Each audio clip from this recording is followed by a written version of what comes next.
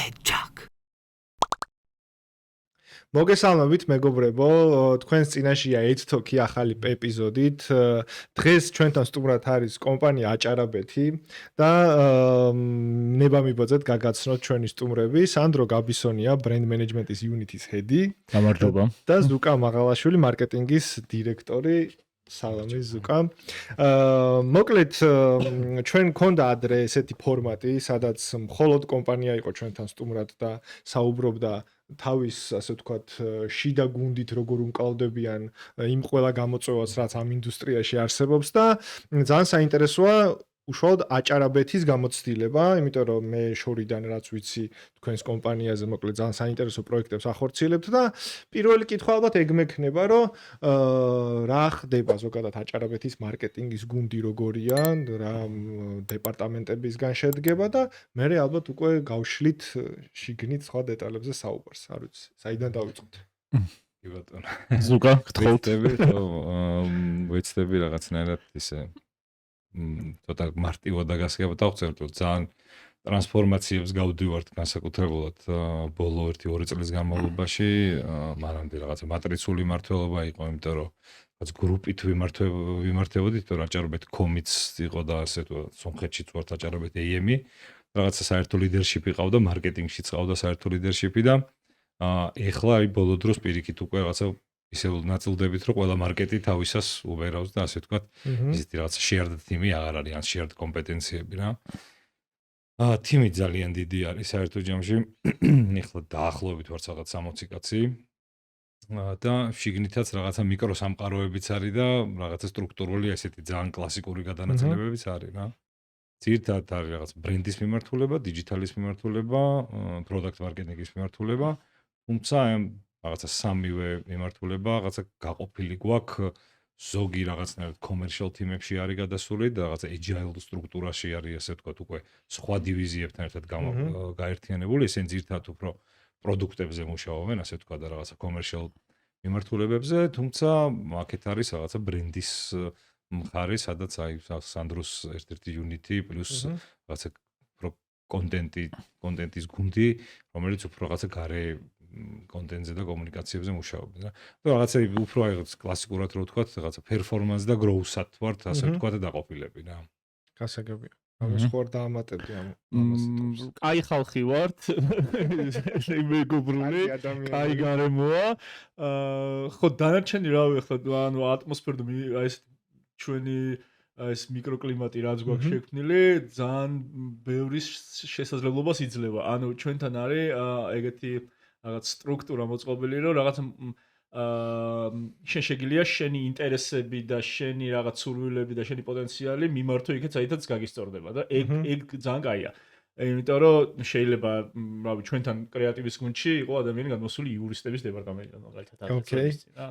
აუ და გუჯაბიძემ რო არ მომკლას PR-ის დეპარტამენტი გამოგჩა. PR-ი ხო, ეგ მარტო მარკეტინგის გუნდში არ არის თან ეგრე, მთელი კომპანიაში ეგრეა, რომ ადამიანები სადღაც იწყებენ, მაგრამ მე ხედავენ, რომ სადღაც შეიძლება განვითარება სხვა კონდეს და მე იქ გადადიან. ეს უფრო employee branding-ის ნაწილია იდეაში, რაზეც ვიცი რომ ასევე გინდა რომ ვისაუბროთ. ხო, ეგ ძალიან მნიშვნელოვანია სხვადასხვა, აი თითქოს სააგენტოებზე ამბობენ ხოლმე, რომ აი აქ შეგიძლია რომ ესეთი თავისუფლება გქონდეს და თითქოს აი დიდ ბრენდებში ნაკლებად არისო მაგისის, მაგრამ ნუ ეხლა თქვენი შემთხვევა ხო ეს თავისუფლება არსებობს. შიდა მიგრაციები პოზიციებს შორის, ასევე ძალიან ესეთი ტრადიციასავით პრაქტიკა არის, რომ იგივე დაწინაურება ან ახალ პოზიციაზე აყვანა ჯერ ფოკუსი არის შიდა გუნდზე და თუ იქ არ გამოინახავ თქვათ რესურსი ამ სურველი არ არის, მხოლოდ მერე მიემართება მზერა გარეთ, ბაზარზე რა ხდება და მერე თქვათ გარედან მოყვანა, მაგრამ ჯერ აი ეს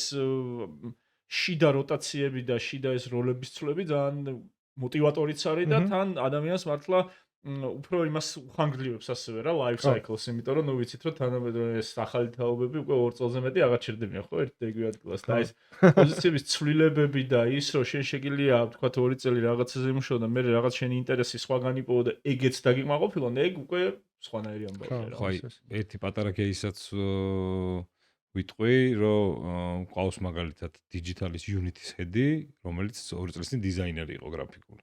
იმდენად აინტერესებდა აქეთ ამ მხარე, რომ ანუ როგორც კი რაღაც ექსურული გამოთქვა თან პლუს ახლა შენთვის როგორც მენეჯერისთვის მნიშვნელოვანია რომ რაღაცა შენ თანამშრომლს თუ მისწრაფება აქვს, აი როგორიც არ უნდა იყოს, რაღაცნაირად ეცადო რომ ხელი შეუწყო და ფაქტიურად თან რაღაცა ეს ბეთიც რო გავაკეთეთ, ესეთი წარმატებული ისტორია გამოვიდა საერთო ჯამში ძალიან და ანუ ეგეც რაღაც კულტურის ნაწილი რომ თუნდაც ეგეთი რაღაც ესეთი ბოლდ გადაწყვეტილებების მიღება შეგეძლოს რა.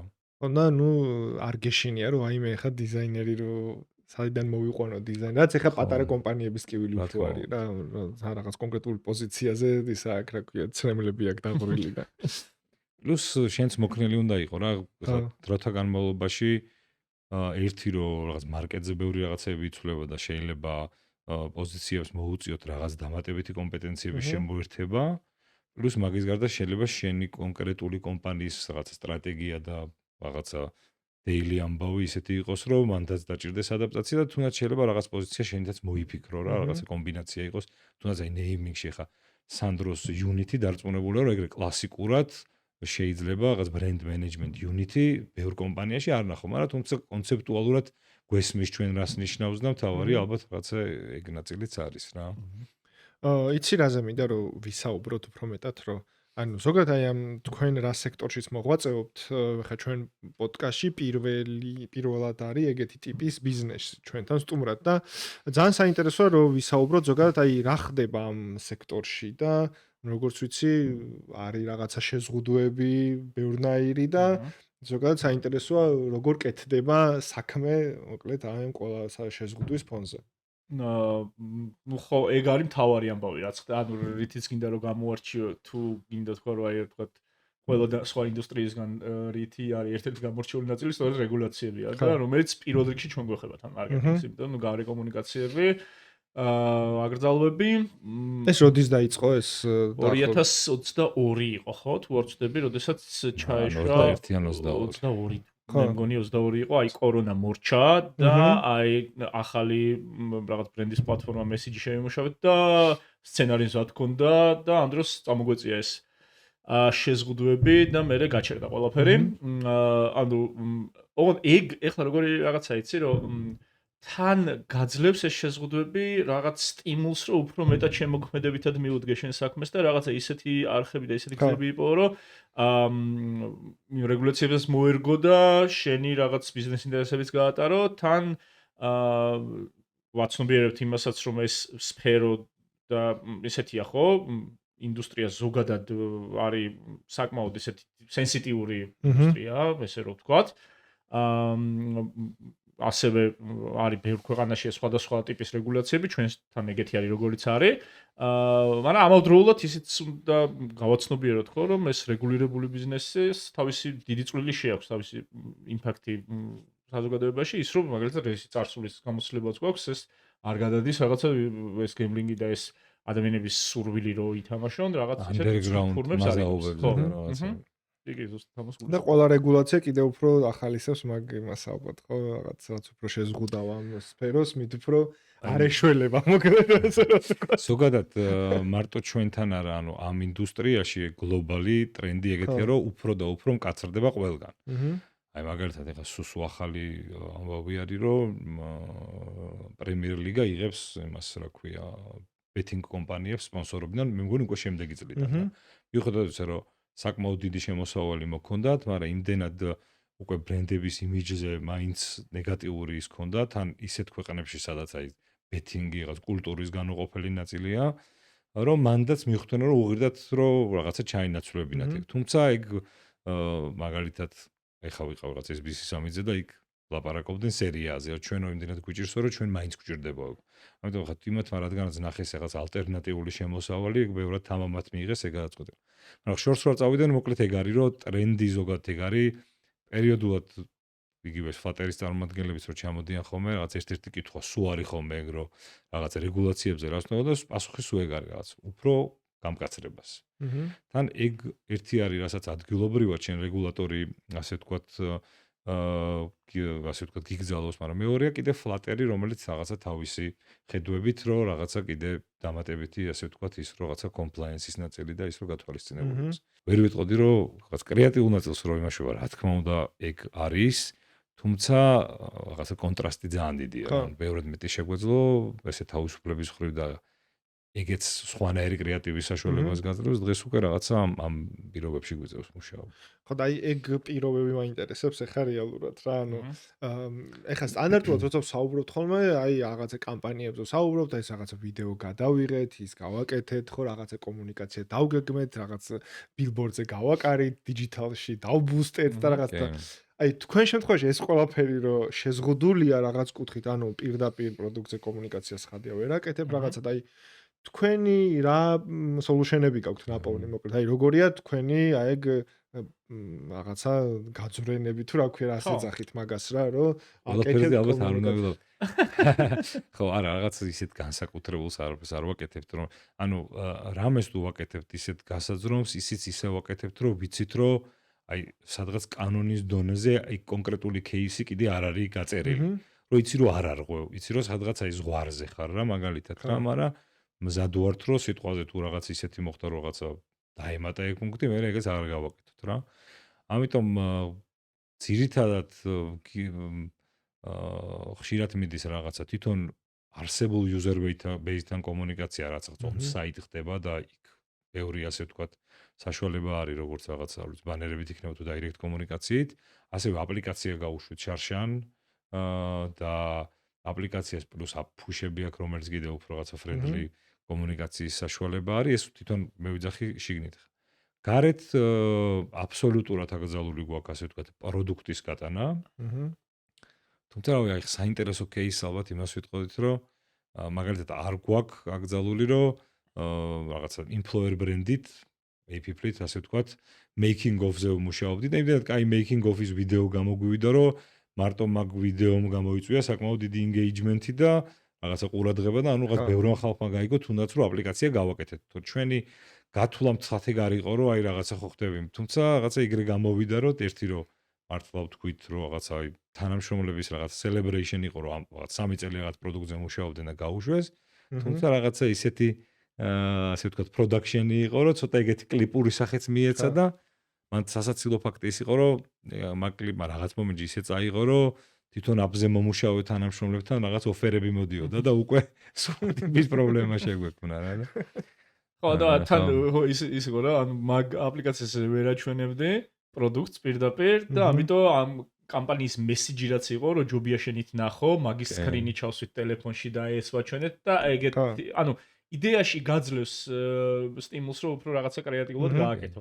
Attention grabber ვიდეოები იყო და რაღაცა რომ უცბად რაღაცა დიდი მოგებები რაღაცა ისა რაც აქვს ამ native apps რაც პირველი აღმოჩნდა რომ პირველი არის ბაზარზე ჩვენი შემოთავაზებული gambling apps გულისხმობს და მასზე გავიტანეთ. ასევე დიდი არხი არის ის რაც კანონით დატოვებულია ეს ღია ფანჯარა ეს არის სპორტის მხარდაჭერა.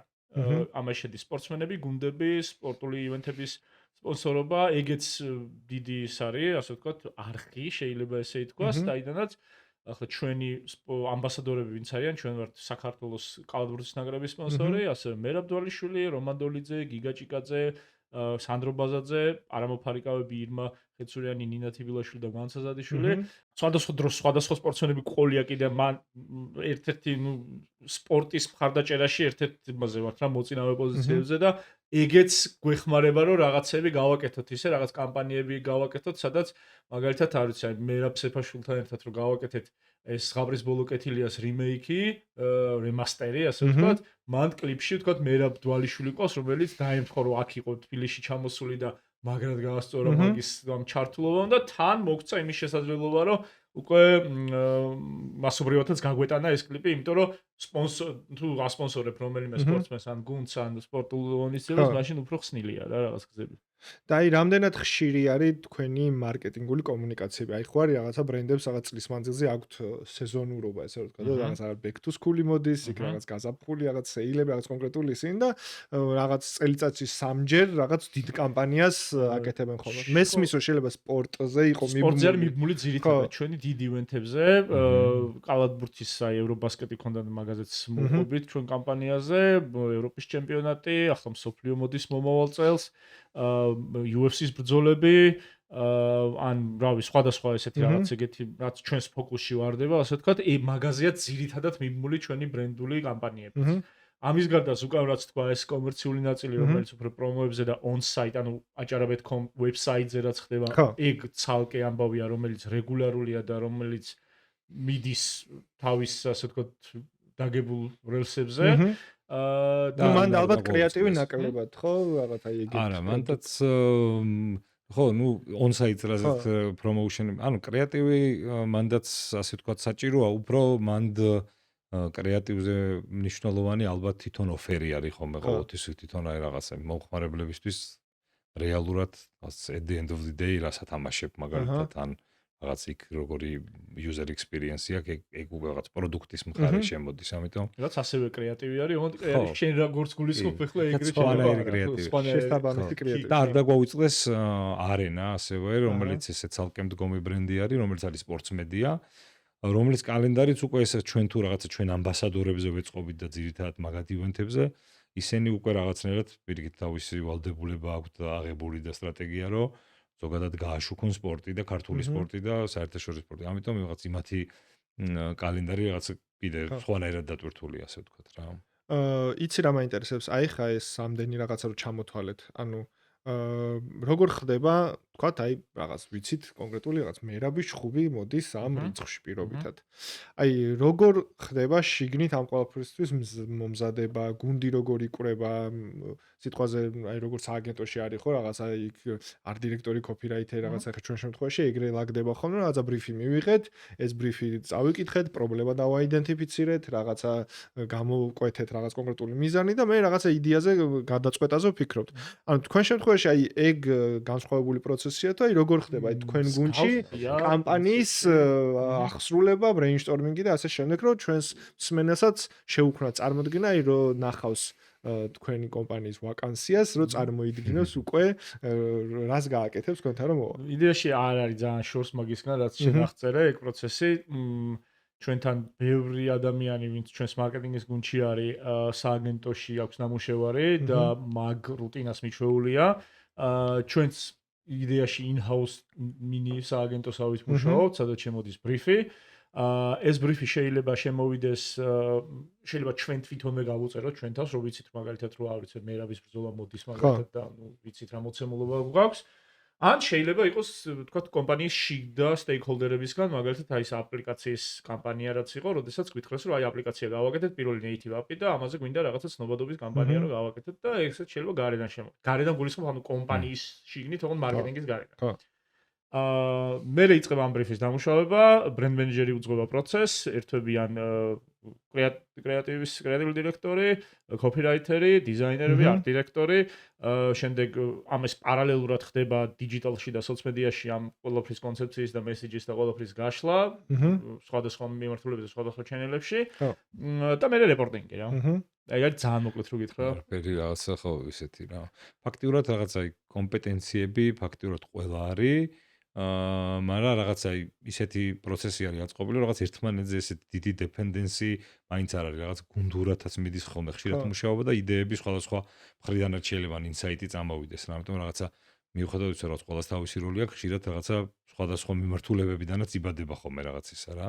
ანუ ალბათ თქვენი მტერი ყველაზე მეტად ისინია დედლაინები. ხა ვფიქრობდი, რომ ჩვენ შემთხვევაში ხო არის, რომ სააგენტოს რაღაცა იდეაზე მუშაობდა, აი კლიენტს დაურეკავდა, ეთქვი, რომ აი შემდეგ კვირას რო გადავწიოთ, იმიტომ რომ ვერ ვასწრებთ კონცეპტის რაღაც ბოლომდე შეკურას რაღაც, მაგრამ თქვენ შემთხვევაში რაღაც ან თამაში რო არის, ან ჭუბი რო ჩანჩული იმას ფიზიკურად ვერ გადაწ. ცოტა ხანი დავუდოცმებო იქ რაღაცას იფიქრებენ ჯერ არ ჩასწვინო, ეგ არ გამოვა ხო. ხო ნუ ბრეინსტორმინგის პროცესი ეგეთია რა, ეს უკვე სწორი აღნიშნა, რომ brainstorming-შიც ღია ვართ, ანუ რა უამრავი ჩენელი გვაქვს, სადაც შეიძლება სხვადასხვა თქვათ პროექტებზე ან კამპანიებზე, სადაც ყველას ასე ვთქვათ, ყველას აქვს თავისი სათქმელი და ყველას ვისმენთ. თან ხო, ნუ ერთი რაც ასევე გავლენას ახდენს ჩვენს ყოველდღიურობაზე არის ის, რომ ჰიბრიდული რეჟიმით მუშაობთ ჩვენ დღემდე, ანუ კორონამ ერთ-ერთი კარგი რაც დაგვიწყო კაცობრიობას, რომ დისტანციურად გვასწავლა რაღაც საქმეების კეთება, რაც გვია რომ ძალიან კაია. ეგ ჩვენ შევინარჩუნეთ. ბევრისგან განსხვავებით და ეგ კიდევ ერთი რაღაც ისეთი პლუსია ჩვენთვის, იმიტომ რომ ორივეს მუღამი დავიჭირეთ. ერთი მხრივ რომ ვიკრიბებით ოფისში პერიოდულად, რეგულარულად, კონკრეტული დღეები გვაქვს კვირაში, როდესაც ვიკრიბებით ხოლმე და ერთმანეთთან რაც გასაზიარებელი გვაქვს, ესეც ფიზიკურ კონტაქტს მოითხოვს, მაგასაც ვიკმაყოფილოთ მაგ ცხოვრებელს და ის რომ წავიდე ჩემთვის სახლში ვიფიქრო კომფორტულად და რაღაც კარგი რაღაცა დავდო, რაღაც შხაპში მომდის კაი იდეა მაგალითად. და აი მაგის საშუალებაც რო გქონდეს, 11-დან შხაპში გახარ და იქიდან გესწრაფები ქოლებს. საინტერესო ის არის რა ქვია მიდგომა. ჩვენ სხვადასხვა სააგენტოში ერთი დღე გვაქვს ეგეთი დისტანციური დღე სახლიდან მუშაობის, იმიტომ რომ რაღაცა ჯერ ისე ეგრე კომფორტულად ვერ დავлагдით, რომ უფრო მეტი დღე გქონდეს ჰიბრიდულ რეჟიმზე ვერ გადავედით მოკლედ. კამპანიებზე მინდოდა ესეთი კითხვა, ძალიან ბევრი რაღაც კომუნიკაცია გაქვთ გაკეთებული რა წლების მანძილზე და აი რომელი კამპანია არის თქვენთვის ყველაზე საყვარელი და ყველაზე არის შეიძლება რაღაცა ბიზნესებს შეიძლება კითხო რომ რაღაცა ციფრებით და ასე შემდეგ, მაგრამ აი თქვენ ალბათ რაღაც თქვენეული საზომი ერთეულები გაქვთ ხო? აი რაღაცა შეიძლება მოყვა რაღაც კონკრეტული სპორტსმენის რაღაც გამარჯვებას ან რაღაც ეგეთი და რომელი არის თქვენი საყვარელი კამპანია? ერთი კამპანია გავიხსენოთ, ავიც. ხშირად არის ხოლმე რომ მიდრეკილები ვართ რომ ის კამპანია სადაც მეტად ვერთობით აი თვითონ თიმი ალბათ კეთების პროცესში რაღაც ეგ ხდება ხოლმე რა ხა ეს კონკრეტული სახელი რო არ თქვა რა. ალბათ ხა შედეგობრივი ნაწილი კიდე სხვა არის რა, რომელსაც არის ყველას თავის ფავორიტი ალბათ ექნება რა. ეხლა აი მაგალითად სუსუ ისეთი ბოლო კამპანია რაც ქონდა ევრობასკეტი ეხლა ზაფხულში. მიუხედავად რომ ქონდა რაღაცა თავისი ასე ვთქვათ ჰაილაითების და ლოულაითებიც, ჯამში რაღაცა ბევრი რაღაცა საინტერესო ვნახეთ, ბევრი რაღაცა საინტერესო გავრისკეთ. გავაკეთეთ თან ისეთი კამპანია, რომელიც რაღაცა ჩვენი ბრენდის პლატფორმის ქვეშ იყო, ითამაშე როგორც ჩვენს მოედანზე და აქაც რაღაცა მთავარი ინსაიტი ეს იყო, რომ ჩვენები მიდიან რაღაც ლიმასოლში ევრობასკეტზე და გვინდოდა რომ იქ შეგვექმნა ეგ გარემო და ვაიბი. შინაური გარემო. და სხვადასხვა იყო ეგ მე ხა რო უყურებდი თამაშებს. ხო, მე მგონია რომ ერთი თამაში 1-6 ქულა ჩვენი ჩაგდებულია, იმიტომ რომ გაუშვით კრეატორები, TikTok კრეატორები, პლუს იმათმა გამოავლინეს ცალკე გამარჯვებულები და ეს 10-12 კაცი ისე ხმაურობდა ყველა თამაშზე, რომ ანუ ჩანდა ხან ტელევიზორში ხედავდით ამას. ხან ჩვენივე კონტენტში, მე პრეს კონფერენციებზე ისა კალათბურთელები ლაპარაკობდნენ რომ რამდენად მნიშვნელოვანია და თან ხა რაღაც თამაშებზე ხედავთ რომ აშკარად წარილი იყო თამაშები რა. თვითონ ეს ადგილობრივები როგორც ჩანს ისე არ დადიოდნენ ამაზე თამაშებზე რა და მოკლედ აი თუნდაც მაგ ექსპერიმენტმა მაგ კუთხით გაამართა. ასევე ძალიან საინტერესო ამ კამპანიაში ის იყო რომ ეხლა გინდა არ გინდა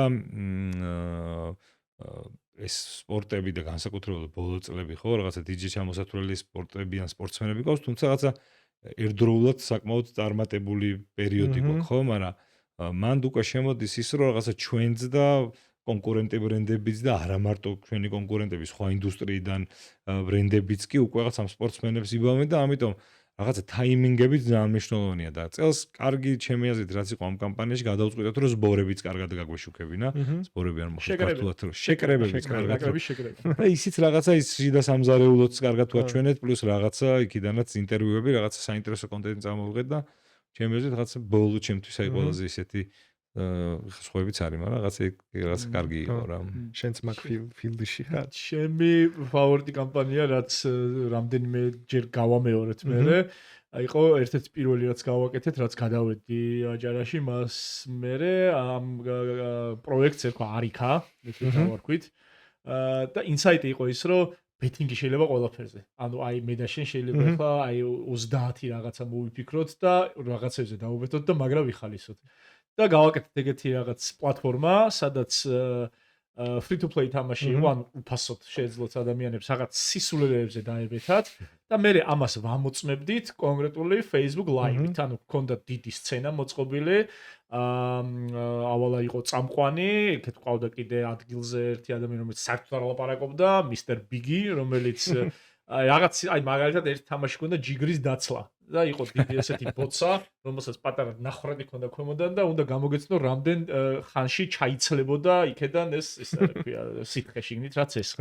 ან იყო მაგალითად რაღაც ესეთი რაღაც მოვიფიქრეთ, რომ ის მე არ გამახსოვს ერთ-ერთი ჩემი საყვარელი ის იყო, რომ მოკლედ დგავთ იმას რაღაც მუსიკას უკრავს, ხორომს უკრავს რაღაცა დევაისი და განან მოცეკვავეები ეს ერთ პირველს უჭირავს ხელში Bluetooth-ით ამ იმაზე device-ი მიფერმებულიდან სადაც ისმის ეს ხორუმი და იწყებენ სვლას და რამდენ მოცეკვავეში გაწყდება ხარისხი ამ იმასთან რა რომ აღარ დაუკრავს ეს ხორუმს რა და ანუ აი ეგეთ რაღაცები უნდა დაგებეთა და მაგან ძალიან და სტრიმი მიდიოდა პლუს მაგში რაღაცა პატარა შოუსავით იყო და პლუს საიტზე შეგეძლო შემოსულიყავი და მაგ ივენთის ზუსტად ის იყო რა ანუ ბეთინგი შეგეძლო რომ რაღაცა აი რაღაც სტრიმი გაწდება აქ ეგ სუიცულებოდა თემატიკები რა ამდენი ადამიანი ჩაეტევა რაღაც სტანდარტულ პრიუსში მაგალითად და აი რომ ჯდებიან ადამიანები და აქ რომ ვიღაცა უზის და აი 12-ზე აქ დადებული და 13 რო ეტენება და რომ უნდა რომ არ ჩაეტენოს და აი რაღაც ეგეთი რაღაც კაი სახალისო რაღაცები გავაკეთეთ.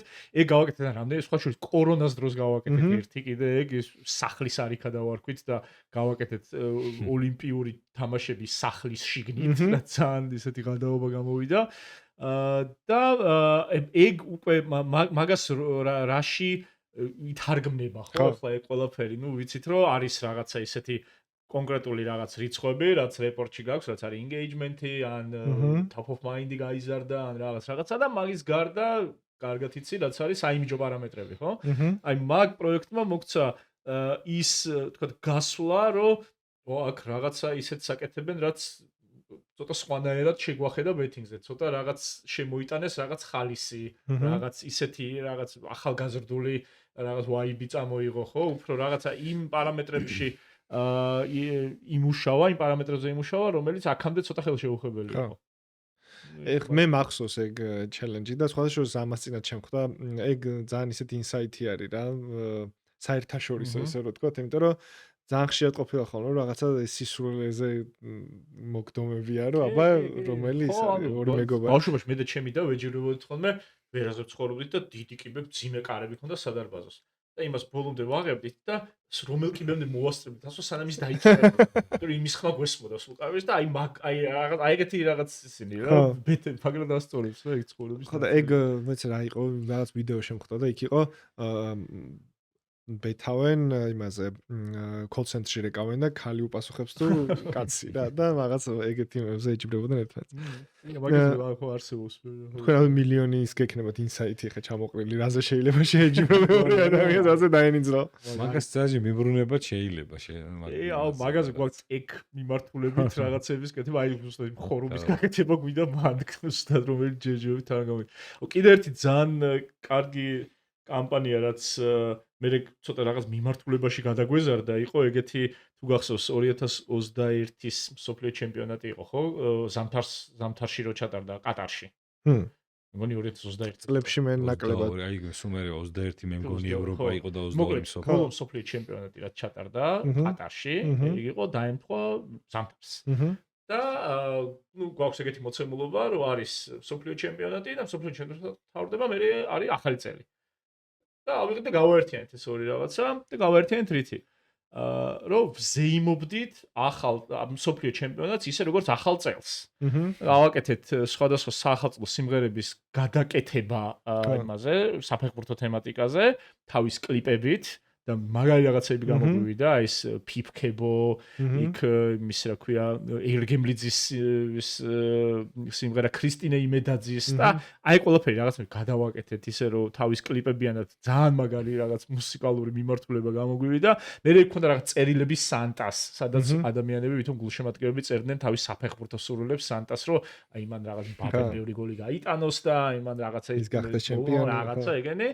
კიდე რაღაცები მქონდა მან ბევრი რაღაც და მე რაღაც მუღამი დავიჭირეთ აი მუსიკალური მიმართულებით და მაგალითად დინამოს სპონსორები როცა ვიყავით ნიაზ დიასამიძესთან ერთად გავაკეთეთ დინამოს იმის აც გარდაცვლილი ვაჟა აზარაშვილის აი ცნობილი სიმღერა რაც არის დინამო მაგის რიმეიკი მე მერაბ სეფაშვილთან ერთად გავაკეთეთ ზღაპრის ბოლო კეთილიას კლიპი აი ეს წეგან რომ მეუბნებოდი რომ მერაბ დვალიშვილიც მან რომ გადავიღეთ კლიპში და რაღაც კაი პლეილისტი გამოგვივიდა საბოლოო ჯამში რა შოუ ბიზნესში წახვედით ხო იმდენის დაგიგრო და სიმღერების იცი რა არის ეხლა ლოგიკურად ესეთი კითხვა მინდა დავსვა ამ ქართულ რეალობაში და არა მარტო არსებობენ ძალიან ბევრი კომპანიები და კონკურენტები თქვენი, რომლებიც ასევე ცდილობენ თავისი კომუნიკაცია აწარმოონ, თავიანთი რაღაცა განსხვავებული მარკეტინგული კომუნიკაციები შესთავაზონ აუდიტორიას და ასე ვთქვათ, მიდის აი ამ რაღაცა აუდიტორიაზე მუშაობა, ხო? აი ძალიან საინტერესოა თქვენ როგორ უყურებთ კონკურენციას, იმიტომ რომ ხა ჩვენ პოდკასტში ყოველთვის ვაჟღერებთ ამ შეკითხვას, რომ რა როლი აქვს ზოგადად კონკურენციას ინდუსტრიაში, იმიტომ რომ ხო, აი როცა საუბრობთ ბანკების შემთხვევაში, მართლა გამოკვეთილი კონკურენცია არის, ჩვენც ამას ხედავთ რაღაცა ის რას აკეთებს, მეორე რას აკეთებს, მესამე რას აკეთებს, ასევე აფთიაქები არის გააქტიურებული ბოლო პერიოდში და ძალიან საინტერესოა თქვენს ინდუსტრიაში რა ხდება ამ მიმართულებით და როგორ ცხოვრობთ, თანაცხოვრობთ მოკლედ კონკურენტებთან ერთად. ხო, დართულად ამოისუნთქე. არა, ხო, რითი დავიწყო, იმიტომ რომ ეხა ეგანც იგივე სპორტზე როცა ვლაპარაკობდით, ხო, აი მაგალითზე რო აიღო, ხო?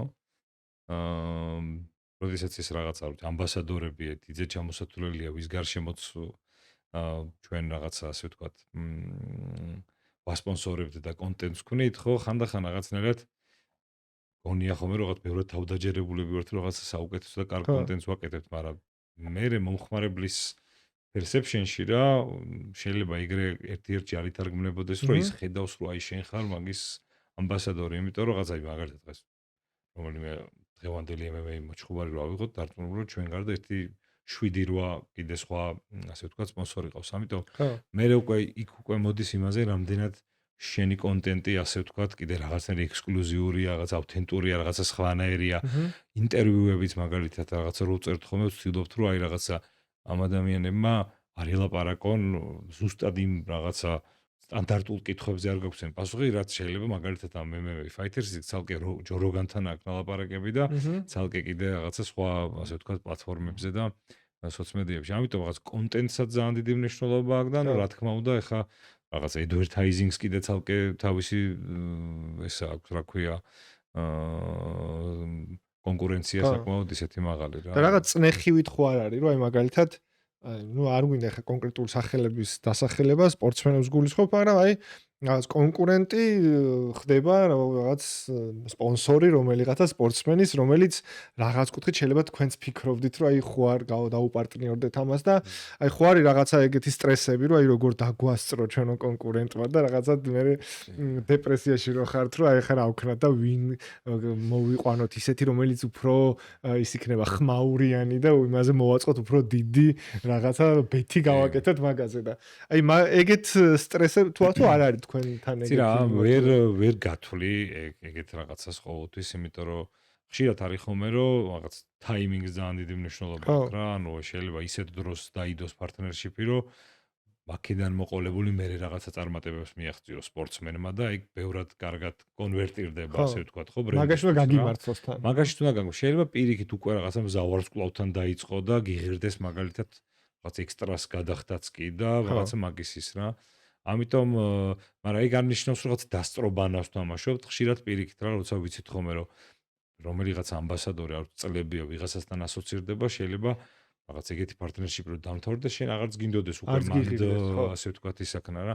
ამიტომ რაღაც დასწრობანა ეს მე არც მახსენდება ბევრი შემთხვევა. ხო, ეგეთი სტრესულის რაღაცა შეჯიბრი ესე პირიქით ყველა ცდილობს რომ რაღაცა თავისი ეს პლეიგრაუნდები ისე გადაანაწილოს, ასე ვთქვათ, რომ ყველა ერთი და იგივე სპორტსმენებზე არ იმაშობოდეს. თუმცა ხაზ ინდუსტრიიდან ყოველთვის ერთია ხოლმე ალბათ სპონსორი, მაინც რაღაცნაირად ეგ ნაწილი დაცულია რა. ხო, რაღაც შიდა მოლაპარაკებებით და რაღაცებიც რაღაცნაირად თვით რეგულირდება თუ არ ვიცი რა დავარქვა, მაგრამ იდეაში ახლა თავარი ალბათ არა სახელებზე დევნა არის, არამედ უფრო რაღაც ავთენტური და ორიგინალური კონტენტის შექმნა, რომელიც შენ შეიძლება გააკეთო რომელიმე სპორტსმენთან, შეიძლება არ იყოს ისეთი დიდი სახელი, როგორიც მაგალითად ვიღაცა სხვა, ხო, ვიღაცა X-ი, მაგრამ შენ ამ შენს სპორტსმენთან გამორჩეული რაღაც გააკეთო და ის დიდ სახელიანი X-ი ჩაიკარგოს, იმიტომ რომ ეგეც გააკეთებს ყველა. აი ეგ არის ის განმასხვავებელი ამბავი, რასაც ჩვენ ვეძებთ და რასაც ვცდილობთ რომ ან სადაც კრეატივი არის საჭირო მენე ყველაზე მეტად. ხო, რა თქმა უნდა, ანუ რითი გიმახსოვრა, ეხლა იდეაში ხო, მართლაც არ აკვავს ჩვენ ბევრი ისეთი სპორტსმენი, რომელზეც ამხელა სახალხო ყურადღება არის და როგორც წესი, მედია საშუალებები, ბანკები, ჩვენი კონკურენცია რაც არის, აი ყველა სადღაც ისმის, ყველა სადღაც ცდილობს რომ თავისი ხმა გააგონოს, ხო? და შესაბამისად შენ თუ იგივენაირი თავისი ლოგო გაადიდოს იმ ადამიანზე. კი, რაც არ უნდა იყირო, თუ იგივენაირს აკეთებ, ჩაიკარგები. იმდენია ეს ყველაფერი, ხო? და ამიტომ რაღაცა ისე უნდა გააკეთო, რომ იყო გამორჩეული ამ ხმებში, ამ დიდ საერთო ხმაურში, შენი ხმა ცალკე ისმოდეს. კი და ალბათ მან ძალიან დიდი როლი ხა მე როგორც ნეიტრალური ადამიანი ძალიან დიდ ყურადღებას ვაქცევ ბრენდი რამდენად აფასებს თუნდაც იმ ადამიანს ვისთან თანამშრომლობს. იმიტომ რომ ხანდახან არის რომ იმდენად ზედმეტია ხანდახან ეს კომუნიკაცია რომ მე როგორც იმ ადამიანის გულშემატკივარი, ანუ ცოტა მაღიზიანებს შეიძლება ითქვას რა, რომ აი თითქოს ხელოვნურად არის და აი რა შუაში იყო ხა ეს ყველაფერი ამასთან და რო ხედავ რომ იმ ადამიანსაც უწევს იმ რაღაცის გაკეთება, იმიტომ რომ უბრალოდ ბრენდი თხოვს ამას, ანუ ეგ ცოტა red flag-ში შეიძლება გავიდეს რა, რომ აი რასტეჩის ეს ბრენდი ამას. და გამახსოვდება რომ ეგ იმისია, მაგრამ ცუდად გაგახსოვდება. ეგ ხა თვითონ ეს ასე ვთქვათ, ეგ მიმართულაც asset management-ი რა, კიდე ძალიან დიდი ყურადღება ეთმობა ჩვენთან, რომ თვითონ ამ ადამიანებთან რაღაც PR-ის დეპარტამენტი თუ დეპარტამენტი ზუსტად ხო, აი ჩვენი PR-ის დირექტორი ნინი გუჯაბიძე არის ზუსტად მაგას დამატებით, ასე ვთქვათ, ევალება ამ ასეტებთან ურთიერთობა, რომელიც აი ხშირ შემთხვევაში ცდება ხოლმე რაღაცა სტანდარტულ ურთიერთობას, როგორც შეიძლება წარმოადგენილი ქონდეს რაღაცა, რომ აი ალბათ ესენი ფულს უხდიან და ეს ამას აკეთებს.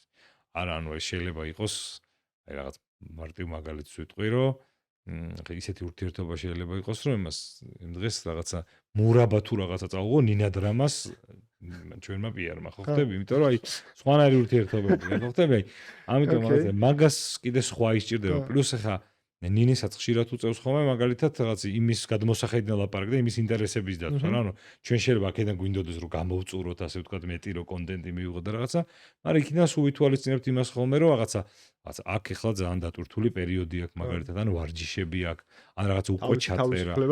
ხო, ამიტომ აი ეგ ურთიერთობა ნამდვილად უნდა იყოს აი ესეთი რა, რომ რაღაც ორმხრივი უნდა იყოს და მერე ბევრად გეხმარება კიდე რაღაცა იმაში რომ თუნდაც შენ გამო რაღაც ექსტრა გააკეთოს რა. ხო, პრაგმატულადაც სწორად აღნიშნე შენ რა, ანუ მომხმარებლის perception-იდან ეგეთი რაღაცის დანახო რომ აი ახლა ვიღაც ტიპს აწვალებს რომელიღაც ბრენდი დაიწყებს ახლა ეს შუბლზე ნუ დააკრა ლოგოს. აი ეგ ისეთია რა. ერთი რაც მახსენდება მაგალითად რომან დოლიძე რომელიც ესეთია ხო, ერთ-ერთი წარმატებული ქართველი მებრძოლი არის UFC-ში. გვინდოდა მასზე რაღაც ესეთი აუთენტური და მისი აი პერსონალიტი რო კარგად გამოჩნდებოდა, ესეთი რაღაც ჩანახატის გაკეთება. და ავდექით და ჩავედით მის მშობლიურ მხარეში, მაღალმთიან აჭარაში, ჩავჯექით მანქანებში და წავედით ტყეში. ეგ რაღაც კოცონი დავანთეთ, ხორცი შევწვით, რაღაც ჩანჩქერში გაყინულ წყალში დადგა და რეალურად მოკლედ ის გავაკეთეთ რა, ანუ რომანი გამოვაჩინეთ, რომ ისე გაუსწორდა თვითონ.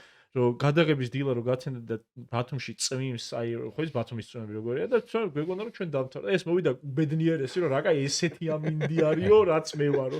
დავაიწავე და მეთქი დავაიწავეთ აბა რა ვქნა და ძალიან მაგარი ის გამოვიდა რა, პატარა მინი ფილმი რომან დოლიძეზე, რომელიც არ მგონია რომ რომელიმე ინტერვიუში ან სადმე იყოს მის შესახებ ესე მოთხრობილი რა.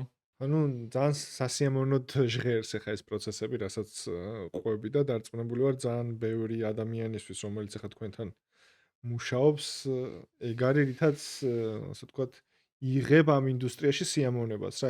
ხშირად მithქვენს ხოლმე, რომ აი რატო ვარ ამ სფეროში მაგალითად, ხო და აი ზუსტად აი ეგ რაღაცა ნაპერწკალი ახლა რაც გაქვს რომ თვალებში რო ყვები, ანუ ეგ არის რომ რაც გაძლევს мотиваციას რომ ამ ინდუსტრიაში იმუშაო რა და მე მაქვს ეგეთი კითხვა ტალანტებთან დაკავშირებით, იმიტომ რომ ეს ყველაფერი რასაც თქვენ ყვებით, დგას იმ ტალანტებზე, რომლებიც თქვენს კომპანიაში მუშაობენ და ქმნიან აი ამ კომუნიკაციებს და კამპანიებს და ძალიან საინტერესოა ამ მიმართულებით რა პოზიცია კომპანიას და როგორ ხდება ამ ადამიანების მოძიება და ასე შემდეგ. ნაწილობრივ შევეხეთ ამას ჩვენი საუბრის დასაწყისში, რომ აი ეს კულტურა, რომელიც გვაქვს შემუშავებული ჩვენს HR-თან ერთად, რომელიც გულისხმობს ზრუნვას, ესე ძალიან ბანალურად რო ვთქვათ, და ზრუნვაში ბევრი რამე გამოიხატება, მაგალითად ის რომ ადამიანი ბედნიერად გრძნობდეს თავს სამუშაო ადგილზე და სამუშაო ადგილის მიღმაც, ის რომ ჩვენთან არ არის ესეთი აი არ ვიცი ალბათ იჯება ესეთი რაღაცა რომ შეულებაში გადიხარ, მაგრამ ხაზზე იყავი, ანუ არ ხდება ესეთი ამბავი და ეგეთი რაღაცა გვინდა. ეს ამოვჭრათ მეგობრებო ეს. ზამერ კომპანიას არ ესიამონება ეგეთი, იმიტომ რომ ალბათ ყველა ეუბნება თავს. მენეჯმენტში ნაწილს არ ესიამონება, მაგრამ ხო, ნუ არ მოსულა. ხო, ანუ სხვა რას გულისხმობ ახლა ამ ყველაფერში, რომ აი ეს შიდა დაწინაურებები, შიდა მიგრაციები, ის რომ შენი თავი განავითარო, ისწავლო, ყველა მთელი გუნდი მომართულია იმაზე, რომ რაღაცები გასწავლოს, რაღაცები შენი ინტერესები დაიკმაყოფილო და განვითარდე და წინ წახვიდე და ეგ არის მთავარი მიმართულება მთელი ამ საქმეების ბრენდის, რომ შენთან მოიყვანოს ადამიანი, რომელიც შეიძლება რაღაც მომენტში რაღაც სკილებს, ვთქვათ, მოისაკლისებს, მაგრამ აქვს ენთუზიაზმი და მონდომება, რომ გაიზარდოს და ის მერე მაგარ ასეთად იქცევ, იმიტომ რომ შენი გამოზრდილია, ასე ვთქვათ, ხო? და ეგ არის ასევე ის, რაც ადამიანებს აჩერებს ერთ კომპანიაში, ხო? ну თავი რომ დავანებოთ იმ გარემოს და ვთქვათ იგივე ჰიბრიდულ რეჟიმს და კარგ ოფისს და ასე შემდეგ, რაც ისეთი მოცემულობებია რა. მე ძალიან კარგად მესმის, იმიტომ რომ მე თვითონ მუშაობდი აჭარაბეთში 3 წელი სანძილზე და ვიცი ის შიდა სტრუქტურა და ის მე უბრალოდ მაგ სააგენტოს გადმოსახედან ესეთი გულწრფელი შეკითხვა, რომ რას ერჩით სააგენტოებს, იმიტომ რომ სააგენტოების პირველი მტერი მეგობრებო, კადრებისთვის არიან ერთი საბანკო სფერო და მეორეა გემბლინგ კომპანიები, რომლებიც ასე ვთქვათ ართმევენ სააგენტოებს, ტალანტებს და ნუ რო გებულობთ ხოლმე რომ აი ოფერი რო აქვთ და საიდან არის ოფერი და რო გებულობთ თუ ბეტინგ კომპანია არის ხელს ჩავიქნევთ ხოლმე, იმიტომ რომ ფიზიკურად ნუ დღევანდელი რეალობიდან გამომდინარე სააგენტოები უძლურები ვართ მათ წინაშე ხოლმე და რამე ისეთი გააქვთ რაღაც ისეთი გამოცდილება, არ ვიცი აი სააგენტო გამოვლილ კადრებთან დაკავშირებით, აი რა განსხვავება არის? აი მე მაგალითად ხშირად მგონია რომ ეს ბევრი საქმე რო აქვთ სააგენტოებში, რაღაცა მგონია რომ მალე იზრდებიან, ძალიან სწრაფად ვითარდებიან და თითქოს ეს რაღაცა სტრესისადმი რეზისტენტულობა აქვს ძალიან მაღალ დონეზე რა და აი თქვენი დაკვირვებით მას შემდეგ რაც სააგენტოდან ყავთ ხოლმე კადრი აყვანილი, აი რა ბენეფიტია მაგალითად ეიჯენსი გამოვლილი კადრი? აქ თან ცოტა რეკლამას გავუკეთებთ, რომ ვინც ახლა ინდუსტრიაში იწყებთ მუშაობას, ჯერ სააგენტოებში მერე უკვე ნახოთ. ვარ მე ჩემ თავზე მე ვარ ერთი ეგეთი, ვინც სააგენტოში იყო და შემდეგ გადმოვიდი აქეთ მხარეს. ეგ არის და ეგ ბევრისგან მსმენია კიდევაც, რომ აი ეს ბევრ ბრენდს ერთდროულად მუშაობის სტრესი, დედლაინები, კლიენტი გვაჭერს, რაღაც, აი ამისგან ცოტა ამოსუნთქვა და აი ამ კლიენტის მხარეს გადმოსვლა კომფორტი არის. თუმცა ნუ თავისი რაღაც ისინი ახლა აქეთ მხარეს მუშაობასაც აქვს, ხო? თავისი გამოწვევები, რაც ბუნებრივია არსებობს, მაგრამ ხო, ნუ ეგ სწორად აღნიშნე შენ, რომ ეგ მარტო ალბათ სახელმწიფო რეინჯი არ არის, რაც ჩვენ გვაქცევს ესეთ იმას. ჩვენი გადმოსახედიდან პლუს ისიც არის რა, რომ აი იცი რომ წყანარად ხარ, რომ არ ვიცი, დიზაინერთან მუშაობის გამოცდილება აქვს რაღაც, motion დიზაინერთან, copywriter-თან, იცი რომ აი ეგ ნაწილები, რაღაცა შენი ინფრასტრუქტურა რო ეგრე არის მოწყობილი, ეგ არ უნდა ასწავლო რა, რაღაცა რაც ეგეც ძალიან მნიშვნელოვანია რა, ამიტომ რაღაცა ხშირად გქონია ეგეთი რომ არა, აი ამ პოზიციაზე რაღაც სააგენტოს ბექგრაუნდიანი ტიპი, მაგრამ არ არის ეგ რომ რაღაცა აუცილებლად ყველგან სააგენტოს ვითხოვთ ხოლმე რა, ანუ არის რაღაცა პოზიციები მარკეტინგში, რომელშიც რა ვიცი ბევრად მომწონები რაღაც თვალში ნაპერწკალი რო დამინახია და smart ყოფილი ადამიანი და ახლა შეიძლება რაღაცა entry დონე იმ პოზიციის არ იყო რაღაცა სენიორი ძალიან სადაც რაღაც მაღალი კომპეტენცია გჭირდება, მაგრამ ეგეთ კადრებსაც ძალიან გაუმართლებია რა. სფეროს სიყვარული სპორტი რო უყვართ და რაღაცა. სპორტი ან რა ვიცი digital advertising-ი მაგალითად, ან რაღაცა ისეთი კონკრეტული საქმე, რომელიც აი მაგრა იცის ძალიან და უბერავს მე ძალიან კარგად. ხო, ხა ჩვენც რაღაცა ცოტა ისეთ წამოვედით, რომ ვიყავით მაგ იმაში ხა მოქცეული რაღაცა ცოტა მეტად ალბათ კონტენტზე და კრეატივზე მოგებოთ, თორე 60-კაციან თიმში ძალიან სხვადასხვა ასე ვთქვათ პოზიციები და მიმართულებებია, ვიღაც ადამიანები არიან, რომელიც purely რიცხვებზე გაიფორმე შეიძლება და დატაზე და ეგეთ რაღაცებზე რა ხო ამიტომ მაგასაც რაღაცა თავისი ის უნდა ყვავილები მივცეთ მაგ ხალხს ხო კი ხო ამ სფეროში ბევრია ეგეთი განხრა და კატეგორია თუმცა ხო სააგენტოებს გეტყვით რომ კადრებს ძალიან დიდი მადლობა ესე გავაგზავნებთ ჩვენ გავზრდით კადრებს და მე აუცილებლად გამოგიგზავნით თქვენ კარგი ოფერები მიეცით ჩვენს თანამშრომლებს და იცი სააგენტოებს შევეხეთ და მე მაგ კითხვა მახსოვს ეს კითხვას ეტანტა რო იყო ჩვენთან სტურად მათაც ვკითხე ეხლა რატო ვაჟღერებ ამ კითხვას რომ რეალურად კომპანიები რომლებიც შიგნით აკეთებენ ყველაფერს სააგენტოებს ხშირად გვაქვს ხოლმე სურვილი რომ აი რამე კამპანია ხო არ უნდათ რაღაცაზე ხო არ შეიძლება რომ ვემუშაოთ აუთსორსზე მაგალითად ხო იქ რაღაცა ვიდეოს პროდაქშენი არის თუ რაღაცა კონკრეტული კონცეპტის ან რაღაცა იდეა გაჩნდება ხშირად არის მოგეხსენება სააგენტოში რომ რაღაც იდეა შეიძლება არსებობს მაგრამ აი რაღაც აჭარაბეც ერგება რა ეხა ეს და მოდი ხო არ მივიდეთ და მოუყვეთ შევთავაზოთ და ასე შემდეგ. ანუ თქვენი გამოცდილება როგორია სააგენტოებთან მუშაობის და თუ გაქვთ ხოლმე საჭიროება ზოგადად რომ სააგენტოსთან მიხვიდეთ რაღაცა პრობლემით. არ ვიცი, აი მიხვიდეთ რომ აი სოფლიო ჩემპიონატი მოდის და გვინდა რამე განსხვავებული კომუნიკაცია თუ შიგნით მოულით მაგ ყველაფერს. აი ეგ არის საინტერესო. სხვადასხვანაირი ისინი გვაქვს ხოლმე პროცესები. ძირითადად შიგნით კეთდება, თუმცა production team-ი ჩვენ ესე არ ყავს, თუ რამე ესეთი მხატვრული გადაღება გვინდა, დიდი production-ია საშუალო, ან თუნდაც რაღაც პატარა მხატვრული გადაღება, მაგაზე ყოველთვის გავდივართ ხოლმე outsource-ზე, ან ვიდივართ სააგენტოსთან, ან თქვენივე სცენარით თუ სიტყვაზე კონცეფციაც აი ეგ არის ხოლმე გააჩნია პროექტს.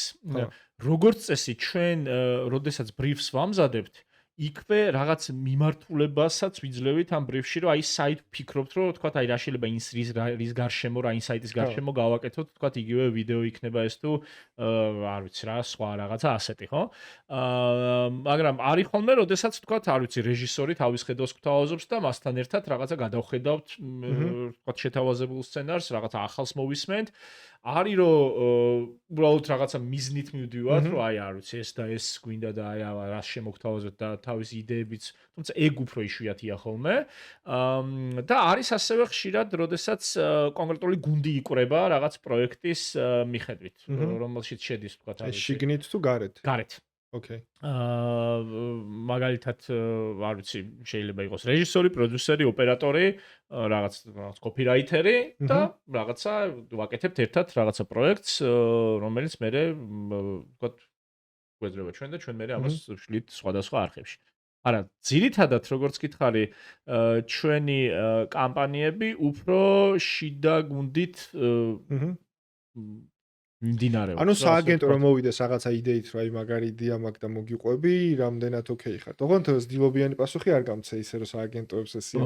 რამდენად ნუ აი რა თქმა უნდა, ბევრ რამეს გააჩნია თავის საჭიროებიდან და იმიდან გამომდინარე.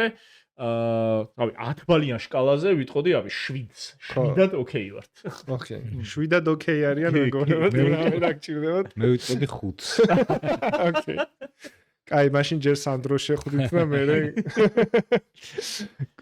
იცი რა არის მე მაგ ესეთი ბოლოს ესეთი კითხვა რომელიც არ ვიცი ცოტა უფრო ზოგადია და ნაკლებად შეიძლება ესე პირდაპირ ეხებოდეს უშუალოდ ინდუსტრიას გემბლინგს მაგალითად მაგრამ ეხება მარკეტინგის ინდუსტრიას რა და ნუ წლებია ხა ამ ინდუსტრიაში ხართ და უყურებთ როგორ ვითარდება ზოგადად ქართული მარკეტინგი და რეკლამა და ასე შემდეგ და გინახავთ ხო ძველებური კომუნიკაციები, თანამედროვე კომუნიკაციები და მაინტერესებს თქვენი აზრი როგორც მარკეტერების, ესე რომ ვთქვათ, ამ სფეროში მოღვაწე ადამიანების, როგორ აფასებთ ინდუსტრიის განვითარებას. ნუ მარკეტინგული ინდუსტრია ავიღოთ და ზოგადად კრეატიული ინდუსტრია, ესე რომ დავარქვათ.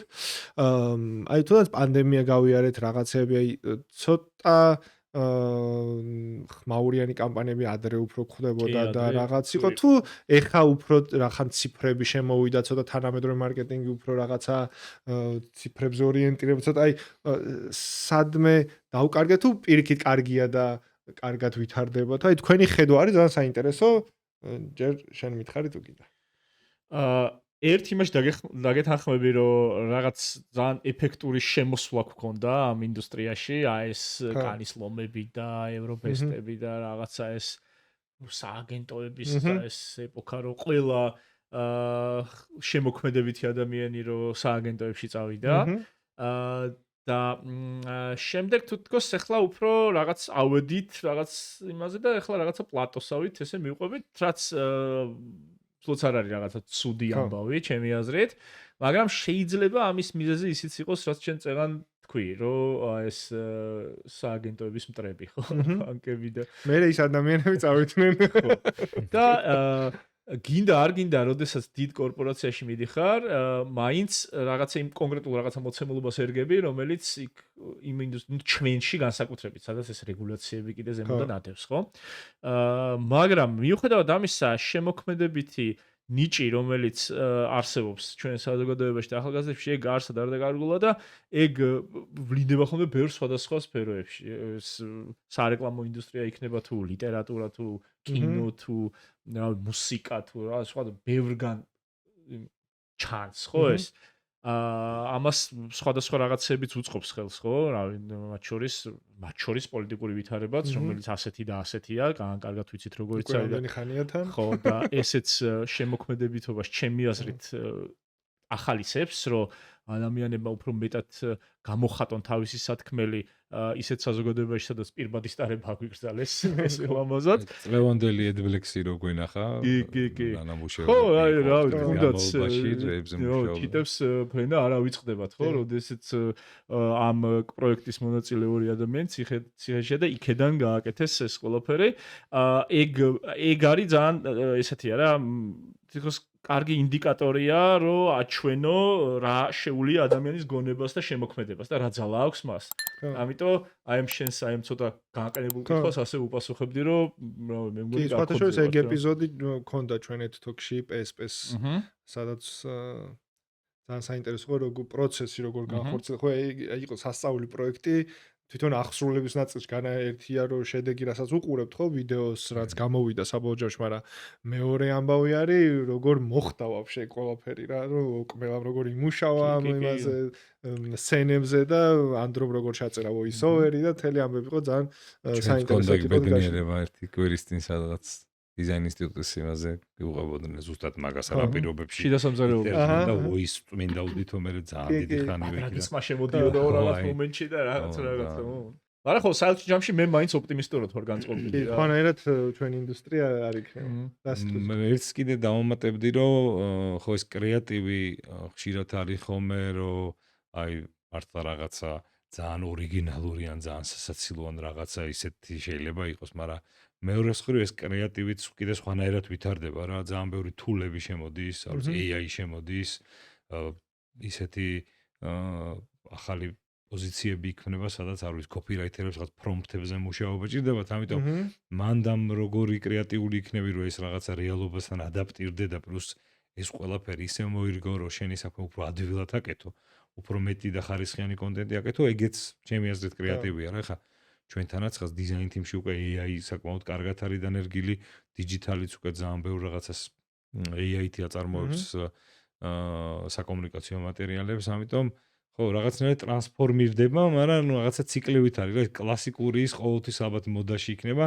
ცოტა თუ გავამერე, მაინც დაბრუნდება ალბათ და ხო, ანუ კრეატივის ნაწილში არ არის აუცილებელი ვიღაცამ კომენტარში დაგიწეროს, ეხლა რაც ხშირად იყო ხოლმე, რომ რას ეწევით თქვენ ხო, აი მაგით ისაზღვრებოდა ხოლმე, რამდენად გასული კრეატივი ქონდა. კარიქაზე ვიწერდნენ მაგას ხშირად. პირველ სეზონზე. გახსოვს ვიღაცამ რო გვაგინა? ვიღაცამ თან ძალიან კარგი იყო, რაღაც აღარ მახსოვს რა იყო, მაგრამ რა მაგარი კრეატიულები ხართო და თქვენ და მე გინდა. ანუ თან შეგვი ქონა? კი, იყო იგი რო არის ილობეროშვილის რომ იაძახეს საავალო და კაინდა რაღაც იგი. ხო, ისე ეგ მაგ ინდუსტრიას, გემლინგის ინდუსტრიას ეგეთი ეს აუდიტორია ახასიათებს. მე რომ მუშაობდი აჭერბეს რაღაც ის ქონა ხოლმე მარგალიტები შეგროვებული, როგორ შეიძლება ადამიანმა შეგაკეთოს. ძალიან კაი იყო. მე ძალიან ვიხალისე მეგობრებო ამ ეპიზოდი ძალიან საინტერესოა იმიტომ რომ არსებობს რაღაც გამოწვევები არსებობს ბევრნაირი მიმართულება მარკეტინგი არ არის ერთფეროვანი სფერო და ნუ აქ ჩვენს პოდკასტებშიც იგრძნობა ხოლმე რომ რამდენაირად განსხვავებული შეიძლება იყოს კომუნიკაცია შედეგები ის რასაც ვაკეთებთ და ნუ თქვენი кейსიც ერთ-ერთი მათგანი არის და მე ძალიან გულშემატკივრობთ მოკლედ თქვენს კომპანიას და გისურვებთ წარმატებებს. მინდა რომ გითხრათ ძალიან დიდი მადლობა სტუმრობისთვის. მადლობა დაპატიჟებისთვის. გულწრფელობისთვის და ახალი კამპანიები როცა გექნებათ, მოკლედ ეთთოქში გელოდებით მის პროცესებზე სასაუბროთ. დავემშვიდობებ ჩვენს მაყურებელს, დროებით შევხვდებით შემდეგ ხუთშაბათს. Ejak.